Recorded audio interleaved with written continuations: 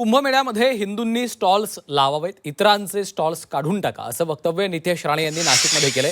नाशिकमध्ये आयोजित केलेल्या हिंदुत्ववादी संघटनेच्या कार्यक्रमात त्यांनी हे वक्तव्य केलं. या कार्यक्रमात नितेश राणे यांच्या हस्ते हिंदू कारागीर, लघु व्यावसायिकांच्या याद्यांचं प्रकाशनही करण्यात आलंय. आपल्या कुंभमेळाव्याकडे लक्ष ठेवा, आजूबाजूला फिरलं पाहिजे. हे कोणीही अगर तिथे स्टॉल लावायला आले तो स्टॉल सकट उकडून टाका.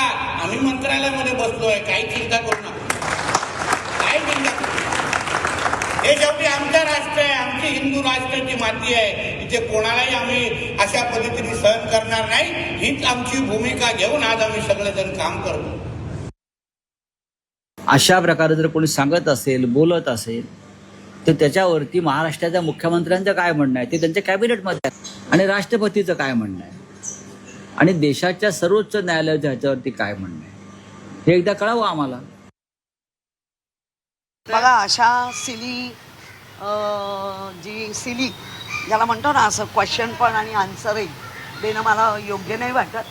कारण आधी काँग्रेस पक्षात असताना तुम्ही त्यांच्याबरोबर मांडीला मांडी लावून होतात, आणि का देशात तुम्ही असं हिंदू मुस्लिम करताय? म्हणजे आमच्या बाळासाहेबांनी आम्हाला सांगितलं होतं, जे देशाच्या विरोधात आहेत ते देशद्रोही आहेत, मग ते कोणी असू दे.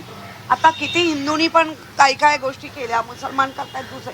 आपण धर्मवाद, जातीवाद, पंथवाद न करता नागरिकांना सुखसोयी, एक मंत्री बोलतायत हे बेजबाबदारपणे बोलणं मला वाटतं हे रॉंग आहे, आणि याच्या सिली क्वेश्चनला आम्ही उत्तर देणार नाही.